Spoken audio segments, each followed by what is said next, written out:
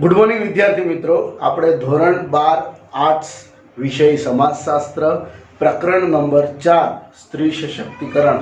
તો સ્ત્રી સશક્તિકરણની આપણે ચર્ચા કરી રહ્યા છીએ અને છેલ્લા લેક્ચરની અંદર આપણે ચર્ચા કરી હતી કે ભાઈ સ્ત્રી સશક્તિકરણ માટેના કાર્યક્રમો, એમાં કલ્યાણકારી કાર્યક્રમની ચર્ચા કરીને એની અંદર ગુજરાત સરકાર દ્વારા જે સ્ત્રીઓને સશક્ત કરવા માટેના કાર્યક્રમો થાય છે, કયા કયા ક્ષેત્રે ગુજરાત સરકાર કામ કરે છે, તો કે શૈક્ષણિક, આર્થિક, આરોગ્યલક્ષી, રમતગમત અને સામાજિક ક્ષેત્રે જે કાર્ય કરે છે એની ચર્ચા કરી. કઈ કઈ યોજનાઓ છે ગુજરાત સરકારની સ્ત્રીઓને સશક્ત બનાવવા માટેની, શૈક્ષણિક ક્ષેત્રે કઈ યોજનાઓ છે, આરોગ્યલક્ષી ક્ષેત્રે કઈ યોજનાઓ છે, ત્યાર પછી એને સામાજિક ક્ષેત્રે કઈ યોજનાઓ છે, આર્થિક ક્ષેત્રે કઈ યોજના છે, રમતગમત ક્ષેત્રે કઈ યોજના છે. હવે આપણે આગળનો મુદ્દો ચર્ચા કરીએ મિત્રો. તો કે ધોરણ 12 આર્ટ્સ વિષય સમાજશાસ્ત્ર પ્રકરણ નંબર 4 સ્ત્રી સશક્તિકરણ, એની અંદર સ્ત્રીઓ અને કાયદાઓ આ મુદ્દો આવ્યા છે. આપણે પેજ નંબર 44 ઉપર પુસ્તક સાથે રાખવું. દર વખતે કહું છું એ પ્રમાણે કે સ્ત્રીઓ અને કાયદાઓ પેજ નંબર 44 ઉપર આવો મિત્રો. તો કે વિદ્યાર્થી મિત્રો, આપણે સ્ત્રી સશક્તિકરણ માટેના કાર્યક્રમો તેમજ કલ્યાણકારી યોજનાઓ ગયા લેક્ચરની અંદર જોઈ ગયા છે. હવે આપણે સ્ત્રીઓની સ્થિતિ સુધારવા માટે ઘડવામાં આવેલ સ્ત્રીલક્ષી કાયદાઓની જાણકારી 3 વિભાગોમાં વર્ગીકૃત કરીશું. એમાં સ્ત્રીઓ માટેના જે કાયદાઓ બનાવવામાં આવ્યા છે એને 3 વિભાગમાં વહેંચવામાં આવે છે. બંધારણીય અધિકારો, એક સ્ત્રીઓના રક્ષણ પૂરા પાડતા કાયદાઓ અને સ્ત્રી કલ્યાણલક્ષી કાયદા, સ્ત્રીના કલ્યાણ માટેના કાયદા. આ સ્ત્રીઓને રક્ષણ આપવા માટે થઈને જે કાયદાઓ બનાવવામાં આવ્યા છે એને 3 વિભાગોમાં વિભાજિત કરાયા છે. તો પહેલાં આપણે જોઈએ સ્ત્રીઓના બંધારણીય અધિકારો. સ્ત્રીઓને કયા પ્રકારના બંધારણીય અધિકારો આપવામાં આવે. તો બંધારણીય કાયદો એ કોઈ પણ દેશનો મૂળભૂત કાયદો છે. દેશનો મૂળભૂત આધાર, મૂળભૂત કાયદો કયો છે? તો કે બંધારણ. ભારતમાં સામાજિક પરિવર્તન લાવવા માટે સ્ત્રીઓના દરજ્જામાં સુધારો કરવા કાયદાકીય જોગવાઈ કરીને સ્ત્રીને પુરુષ સમાન દરજ્જો અને તકની સમાનતા આપવામાં આવી છે.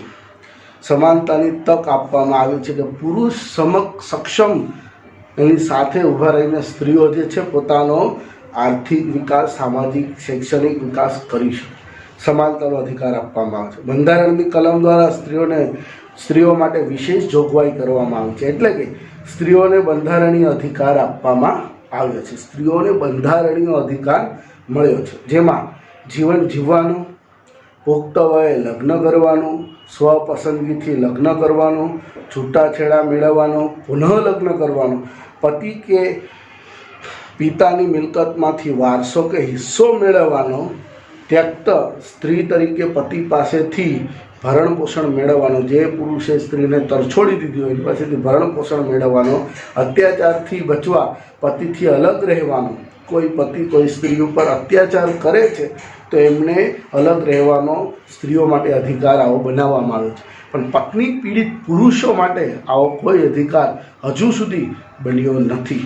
કદાચ ભવિષ્યમાં પતિઓ માટે, પુરુષો માટે પણ આવી જોગવાઈ કરવાની જરૂર પડે. 10 જોક્સ કરે મિત્રો.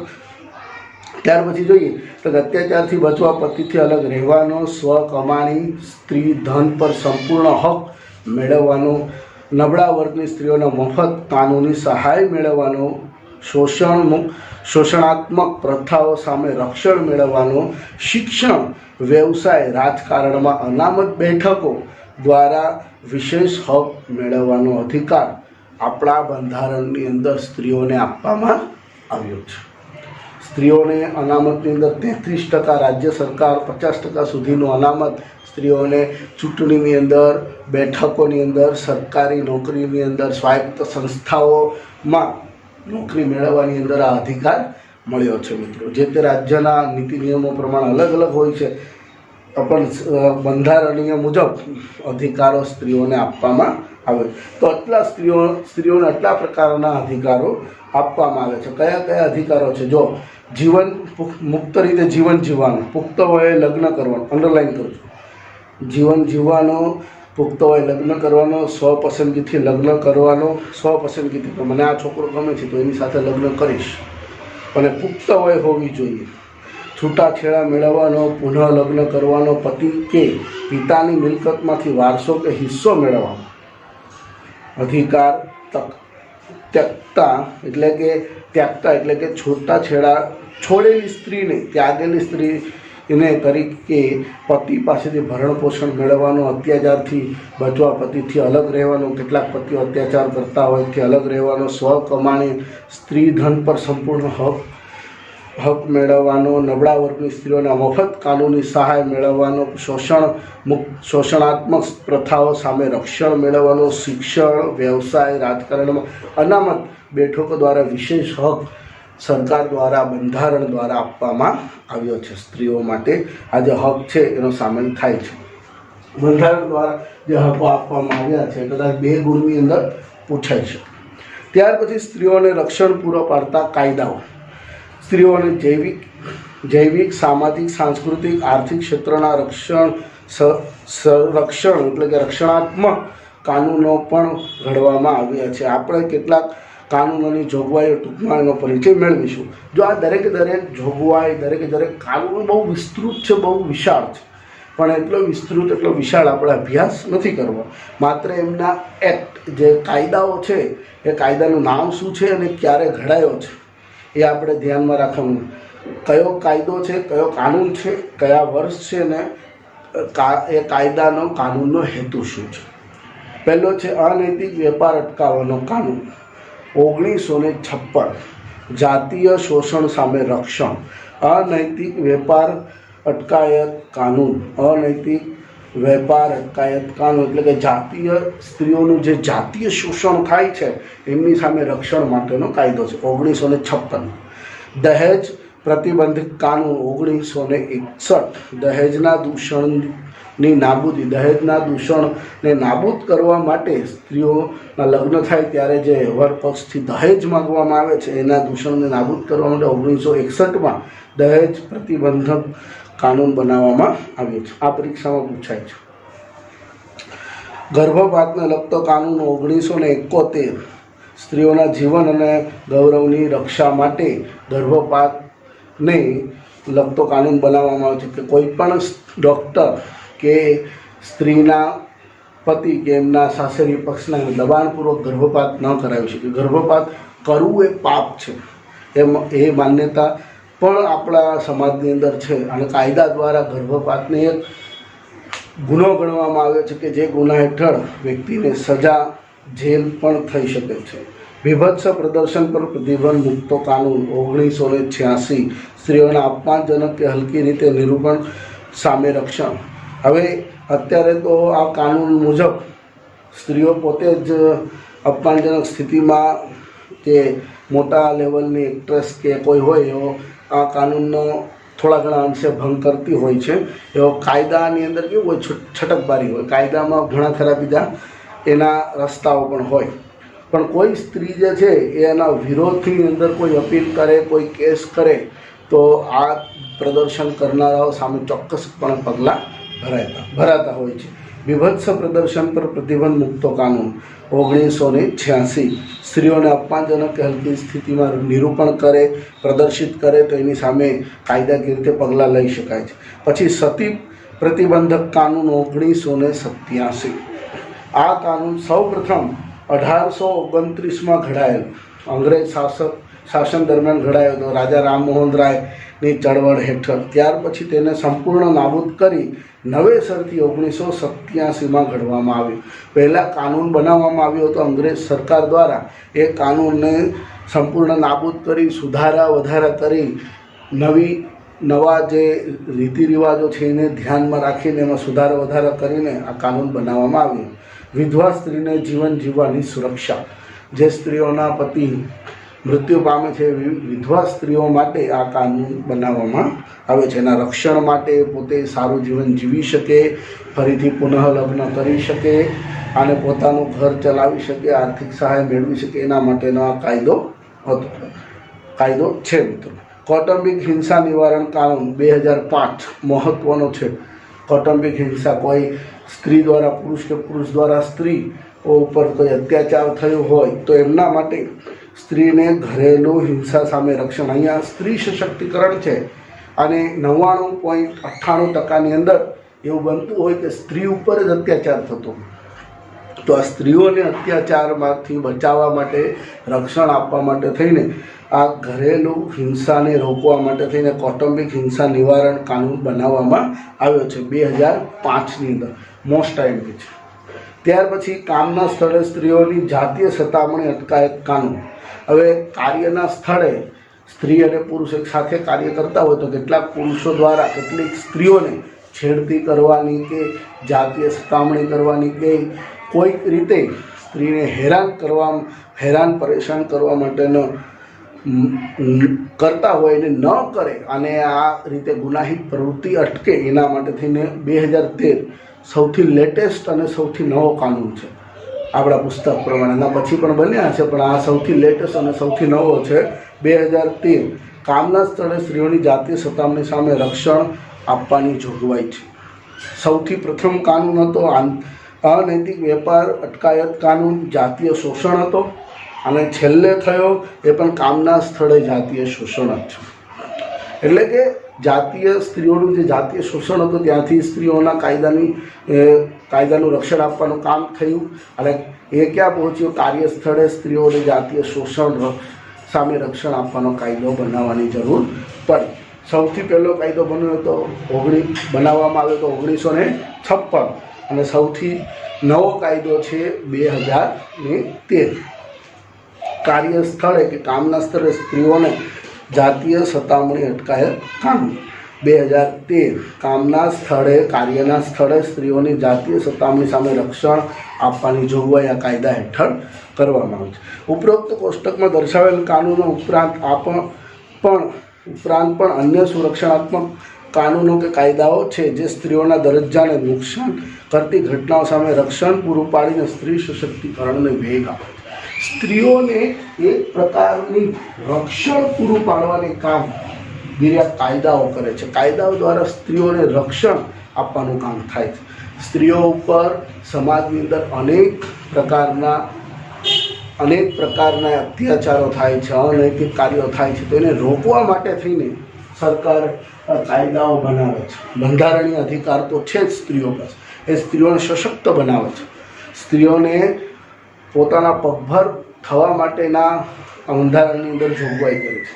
હવે સ્ત્રી પોતાના પગભર થાય, બજારની અંદર જઈને કામ કરે, કાર્યસ્થળે જાય તો ત્યારે તેની રક્ષણની જવાબદારી આવે. તો આ સરકારે રક્ષણની જવાબદારી માટે થઈને રક્ષણ પૂરું પાડવા માટે થઈને કાયદાઓ ઘડવામાં આવ્યા છે. હવે છે જો સ્ત્રીને આપણે બંધારણીય અધિકાર આપ્યા, સુરક્ષા આપી, કાયદાની સુરક્ષા આપી, ત્યાર પછી છે સ્ત્રી કલ્યાણ લક્ષી કાયદા. હવે સ્ત્રીઓને કલ્યાણ માટેના કાર્યક્રમો પણ કરવા પડે, સ્ત્રીને કલ્યાણ માટેના કાયદાઓ પણ ઘડવા પડે છે. ભારત એક કલ્યાણ રાજ્ય છે. ભારત એ રાજ્યોનો બનેલો એક સંઘ છે અને દરેક રાજ્યની અંદર કલ્યાણની પ્રવૃત્તિ થાય એ જોવાનો હેતુ ભારતનો છે. આ આદર્શને ધ્યાનમાં રાખીને સ્ત્રી કલ્યાણ લક્ષી કાયદાઓ ઘડવામાં આવ્યા છે. આપણે તેમાંથી કેટલીક કાનૂની જોગવાઈની જાણકારી મેળવી અને કાનૂની જોગવાઈ મેળવવી ખૂબ જરૂરી છે. જો પહેલું શું હતું, બંધારણના અધિકારો, બંધારણ દ્વારા આપવામાં આવતા કાયદાઓ, અધિકાર. પછી સ્ત્રીઓને રક્ષણ, પ્રોટેક્શન પૂરું પાડતા કાયદાઓ. છેલ્લું છે સ્ત્રીનું કલ્યાણ થાય, સ્ત્રીઓ પોતે કલ્યાણકારી, સ્ત્રીઓનો પોતાનો વિકાસ થાય, ડેવલપિંગ થાય, એના માટેના કાયદાઓ પણ સરકાર દ્વારા બનાવવામાં આવે. હવે કયા કયા કાયદાઓ છે, વર્ષ છે અને કાયદાનો શું હેતુ છે. પહેલો છે ફેક્ટરી એક્ટ. તો આ બધા એક્ટ અને વર્ષ ખૂબ મહત્ત્વના છે. આ તમારે મોઢે જ કરવા પડશે, પાકા કરવા પડશે, પાકા રાખવા પડશે.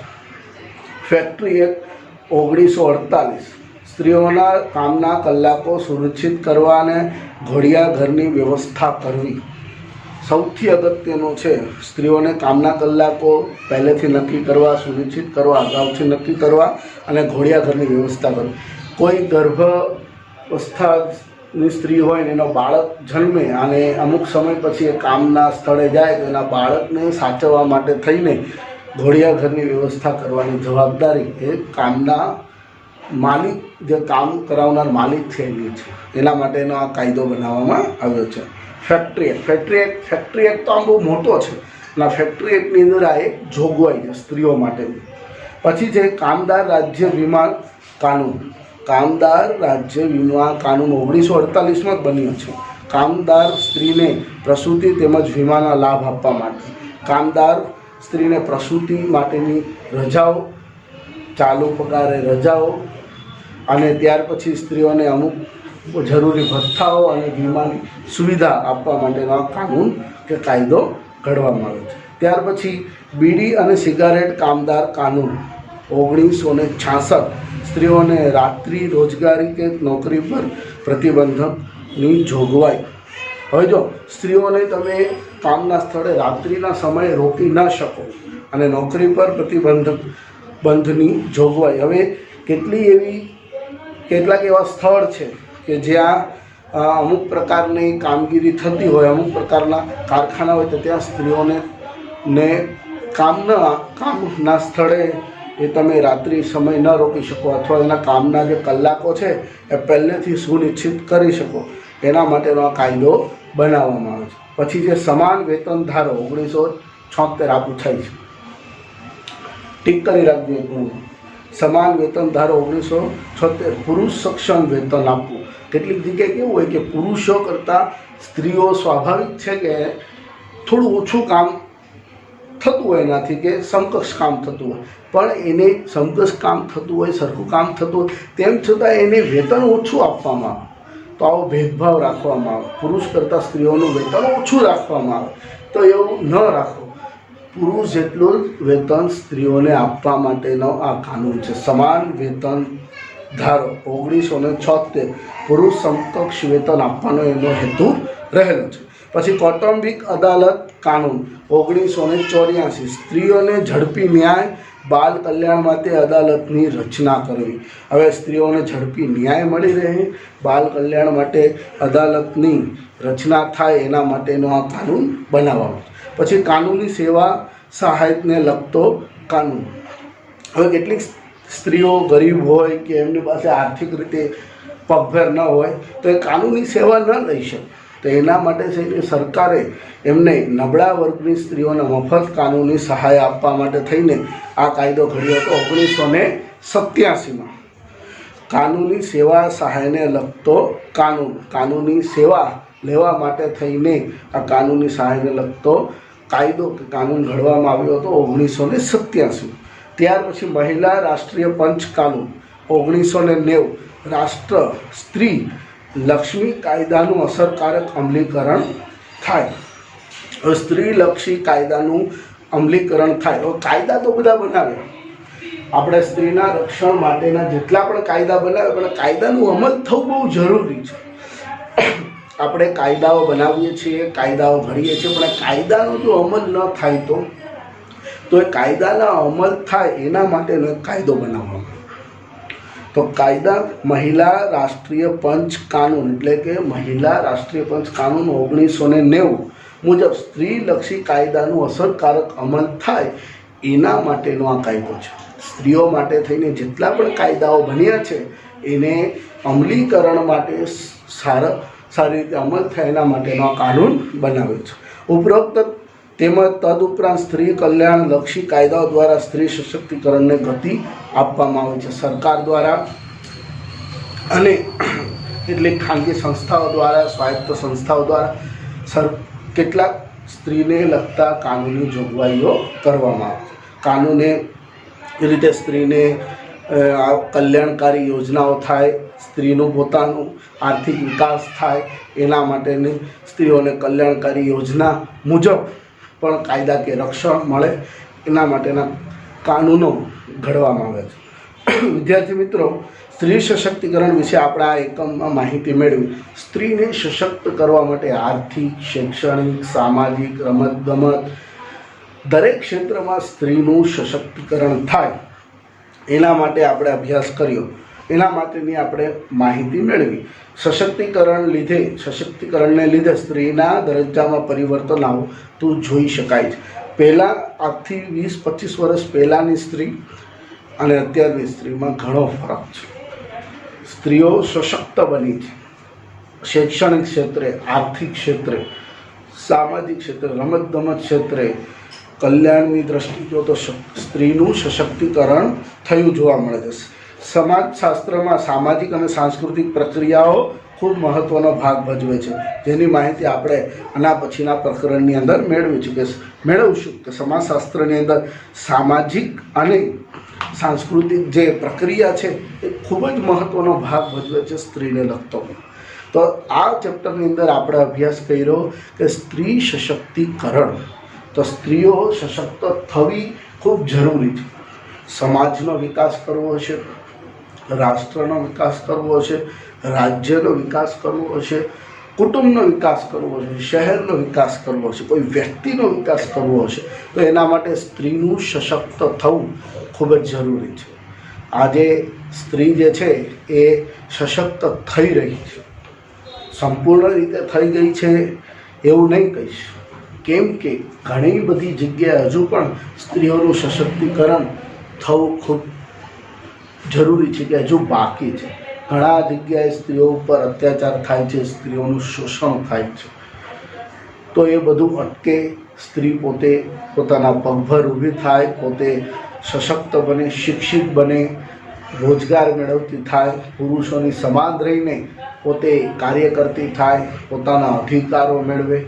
એના માટે સરકાર, સમાજની જુદી જુદી સ્વાયત્ત સંસ્થાઓ, સરકારની સ્વાયત્ત સંસ્થાઓ, NGO, પરિવારના સભ્યો, તમારે અને મારે, દરેક વ્યક્તિએ, સમાજના દરેક વ્યક્તિએ, પછી એ સ્ત્રી હોય કે પુરુષ હોય, સ્ત્રીએ સ્ત્રીઓ માટે અને પુરુષોએ પણ સ્ત્રીઓ માટે થઈને કામ કરવું પડશે.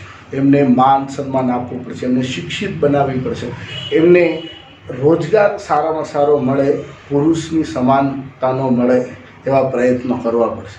ત્યારે સ્ત્રી સશક્તિકરણ થશે. અને સ્ત્રી સશક્ત થશે એટલે પુરુષ એની સાથે સશક્ત થશે. કારણ કે કોઈ પણ સ્ત્રી કામ કરતી હોય તો એ પોતાનો આર્થિક વળતર ઘરે લાવે તો એની મદદ એના પરિવારના સભ્યોને, એના પતિને, અને પિતાના ઘરે રહેતી હોય તો પિતાને, પતિના ઘરે પરિણીત હોય તો પતિના ઘરે પતિને મદદ થશે. એટલે સમાજના વિકાસ માટે, કુટુંબના વિકાસ માટે, પુરુષોના વિકાસ માટે સ્ત્રી સશક્ત થવી ખૂબ જરૂરી છે. સ્ત્રીને તુચ્છ ગણવી કે સ્ત્રીને આમ હલકા કક્ષાની જે વ્યક્તિઓ ગણતા હોય અને જે આવા વિચારો રાખતા હોય એ વ્યક્તિઓ સમાજના અહિતનો વિચાર કરે છે. કારણ કે સમાજનો વિકાસ સ્ત્રીના વિકાસમાં જ છે. આપણા જૂના વૈદિક કાળોની અંદર તો સ્ત્રીઓને દેવીનો દરજ્જો આપવામાં આવ્યો છે, સ્ત્રીઓની પૂજા થઈ છે, સ્ત્રીઓને માન સન્માન મળ્યું છે. આપણા જૂના વૈદિક કાળની અંદર જે ઋષિ મુનિઓ જે હતા એઓ પણ પરિણીત હતા, લગ્ન જીવનની અંદર સાથે જોડાયેલા, પૂજા હવન પાઠ કરતા, તો પોતે જે સ્થાન પર બેસતા એની બાજુમાં સ્થાન સ્ત્રીઓને આપવામાં આવતું. એટલે સ્ત્રીઓને પુરુષોની સમાન અધિકાર હતો. પણ આજે આપણા પર વિદેશી આક્રમણો થયા, આપણી સંસ્કૃતિ, આપણા જે વિચારો, આપણી ભારતીય પરંપરા છે એ છિન્ન ભિન્ન થઈ. એના કારણે અને આપણા દેશ ઉપર અનેક બીજા વિચારોનો પ્રભાવ થયો. એના લીધે આપણી જે સંસ્કૃતિ હતી છિન્ન ભિન્ન થઈ અને આપણે કુરિવાજો તરફ વળ્યા. પહેલાંનો આપણો ભારતીય સમાજ, ભારતીય સંસ્કૃતિ, ભારતીય પરંપરા આવી નહોતી. પણ હવે ધીરે ધીરે સરકારના પ્રયત્નોથી, જુદા જુદા રાજકીય પક્ષોના પ્રયત્નોથી, જુદા જુદા સમાજના કાર્યકરોના પ્રયત્નોથી, સમાજના દરેક વ્યક્તિના પ્રયત્નોથી, ઘરના વડીલ વ્યક્તિના પ્રયત્નોથી અને તમારી મારી જેવા સામાન્ય વ્યક્તિના પ્રયત્નોથી સ્ત્રીને સન્માન મળ્યું છે. સ્ત્રી પોતે પાછી સશક્ત થઈ છે અને સશક્ત થવાના પ્રયાસમાં છે. અને સ્ત્રી સશક્ત થશે ત્યારે આપણો દેશ, સમાજ, રાષ્ટ્ર ફરીથી ઉન્નત થશે. અને આપણા દેશની સમાજની પ્રગતિ, ઘર કુટુંબની પ્રગતિ, વ્યક્તિની પ્રગતિ સારામાં સારી થશે. એટલે સ્ત્રી સશક્તિકરણ ખૂબ જરૂરી છે મિત્રો. એટલે દરેકે દરેક સ્ત્રીને માન આપો, સન્માન આપો. કોઈ પણ સ્ત્રીને બીજી ન ગણતા આપણે એને પણ પોતાની મા, બહેન કે આપણે દીકરી ગણવી જોઈએ.